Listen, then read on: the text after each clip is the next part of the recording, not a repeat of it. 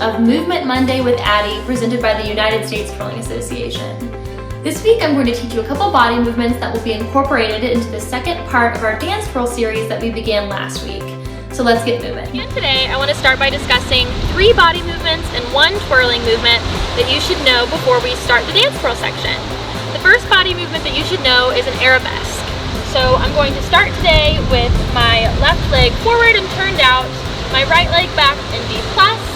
And what we're going to do is we're going to shift our weight back onto this right leg, go in demi-point, so you're going to go right up on that straight leg, all the way up on demi-point, and you're going to kick your left leg back.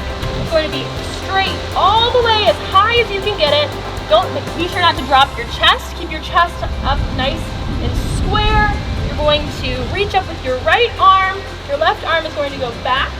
So again, we start in this B+ position. You're going to shift your weight back onto this right foot. Arabesque up. You're going to step back out of it onto that left leg. So one more time. Start here. Step back. Arabesque and down. That's the first body movement. The second body movement is a back cabriole. This is one of my favorites. I use it as an entrance into my leaps, but today we're going to use it in a trick. So to do a back cabriole, I'm going to face this direction. I'm going to step on my right foot and get a nice push off. And when I do that, my goal with my feet is to click them together. But once again, both of my legs are going to be straight when I do this. So it looks like this. I'm going to land on that right foot, nice and bent in a plie, so I don't land with a straight leg and hurt my knee. You're going to land in that nice plie, right leg or left leg back, nice and straight and pointed. It doesn't have to be a full arabesque like before, but just make sure it's nice and straight. So again, I'm going to step on my right foot and jump and land on that right leg again. So again, my hands are going to be here.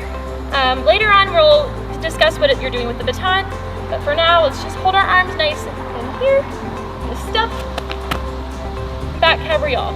It's okay at first if you have a little bit of trouble with the timing. This one can be tricky. For me, watching myself do it in a mirror or filming myself doing it helped me learn the timing a little bit better. So again, you really want to make sure both legs are straight and that you're clicking your ankles together in the air. Neither leg bends at any point. That will end up looking like this, which is not quite the effect that we're going for. But you want to make sure that your chest is up once again, nice and square, nice and tall, chin up. And that's a back cabriole, which is movement number 2. Movement number 3 has a couple of different phases, and you can choose whichever one you're most comfortable with, and you can work on the others separately if you decide to. So the first level is what I would call the novice level. We're going to start with our right knee up, our left knee down. We're on the ground. What you're going to do is you're going to put your hands down right in front of you. You're going to straighten that right leg up. And as you do this, you're going to develop your left leg through this bent position into a nice straight needle. And from there, you're going to stand up. If you've seen my illusion video, you know that this is one of the stretches that we do to practice better illusions. But for right now, we're going to use it as a dance movement. So again, it's the needle from the ground. You're going to start with your right knee up, your left knee on the ground, put your hands down in front of you, double take up and through, and stand up nice and tall. Shoulders kind of like a seesaw, so you don't bring your leg down before your body. You're going to make sure you stand up all nice and straight as one good line. The second phase of this is what I'll call the beginner level, and it is similar to the needle, but we're going to go up into a little handstand. So again, we're going to start on the ground with our left knee down, our right knee up.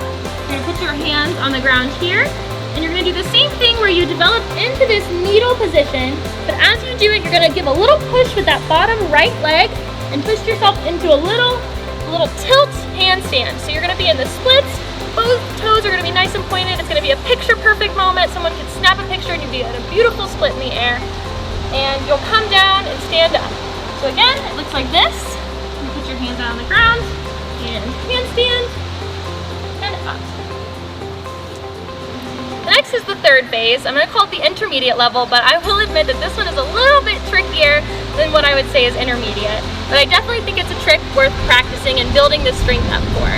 Even if you can't do it immediately, for me, the more I practiced it, the stronger I got. So I recommend practicing this one, especially while you're at home right now, because you can easily build up the strength for it and it looks really great.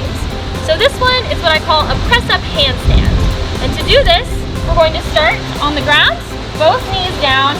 I like to put my hands really nice and secure close to my knees, so they're really tight. That way I have a lot of good support when I'm pushing off the ground to go into this. As I do that, I tighten my core really, really tight, and I push off of the tops of my feet onto the ground in order to push myself up. And as I do this, I'm actually going to go into an open handstand, close my feet, and then close and stand up. So together, it looks like this. We're gonna go out in handstand. So again, you're down on the ground, you're gonna give yourself a nice push, go out, close your feet together nice and tight, nice and pointed toes, and then come out of it and stand up. So one more time, it looks like this. All together, and that's the third phase.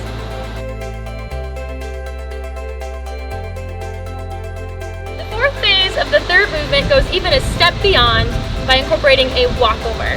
So obviously this option is good for you if you are very comfortable with a walkover on your own. If not, I don't really recommend this one because it can be kind of dangerous, so I recommend sticking with phase 3, but adding the walkover is another element that will make it a little bit more exciting and is one of my favorite tricks that I ever did in any of my dance twirls. So for this one, we're going to start the same as phase 3, where you're down on both knees, feet together, toes nice and pointed, hands on either side. You're going to do the same push-off where you tighten your core, really push through your hands, through the ground. You're going to lift off of the tops of those feet in order to get that good push-off. We're going to open up into a V with our legs in the handstand, close them together, and this time instead of handstanding that way, we're actually going to walk over out of it. And so all together it looks like this.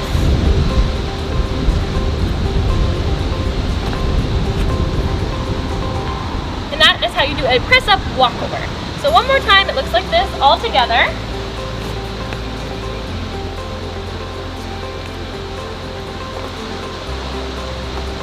If you're still working to build up the strength in order to get that press-up walkover, like I said, remember to tighten your core, push off of those feet, and really push through the ground with your hands. That way you're not falling all over the place too. It'll really give you good stability to progress from the handstand into the walkover. That's phase 4 and movement number 3. Next we're going to learn a twirling trick. And it's not really a trick as much as it is a twirling movement with the baton, but it does take a little bit of breaking down in order to understand what I'm doing. So this is suitable for all levels, and I recommend that everyone try it because it's a lot of fun. I love putting it in there as a connector in any of my routines. So to begin, the baton is in my right hand. I'm going to loop outside and I'm going to pass it to my left hand backhanded. So it's kind of like if I was doing a left hand backhand catch, but instead of flipping it, I'm just going to hand it to myself. From here, I'm going to slide my hands to the end of the baton. And notice I didn't switch my grip at all. My right hand is still like this, my left hand is still in a backhand. And from here, I'm actually going to pull the baton up and over my head like this. So all together so far, we have the pass, the slide, and the bringing it over my head. If I do this a little bit more quickly, it looks like this. And if you notice, I continue the loop of the baton with my hand as I go, and that just kind of helps me do it a little bit faster.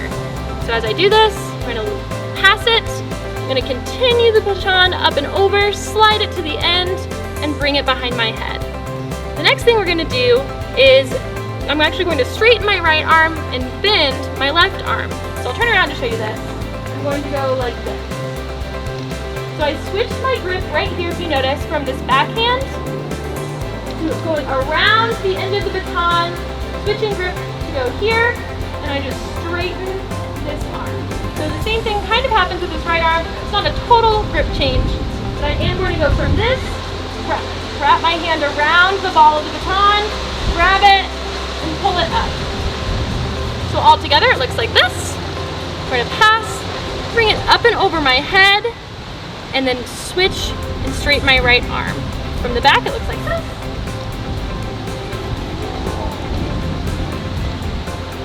So the next aspect of this is a circle with a roll. So we're going to learn that. We're going to go pass, switch. From here you're going to circle it behind you and roll it down your arm.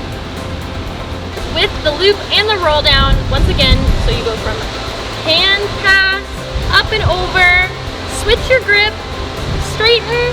I kind of treat it like it's a tail, and I circle it around. So when I do this, the back of my hand doesn't really move. It stays in one position, but I have my pointer finger pointed toward the other end of the baton, and that's what helps me give control of the baton as I do this big full circle. I usually pretend like I'm just drawing a big circle behind me in order to make sure that it stays on pattern. So here I'm going to draw this big circle, and as it reaches this angle right here, I put out my right arm and I let it drop down into my right hand. So here.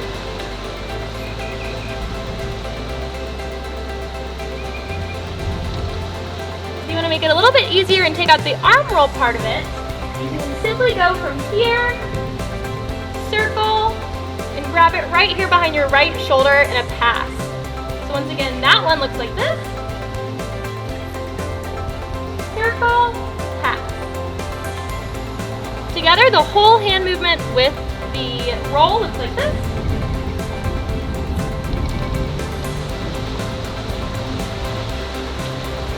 Give to the front.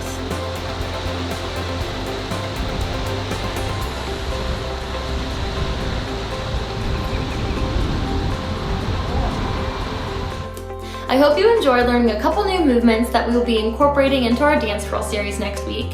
In the meantime, work hard and be bold.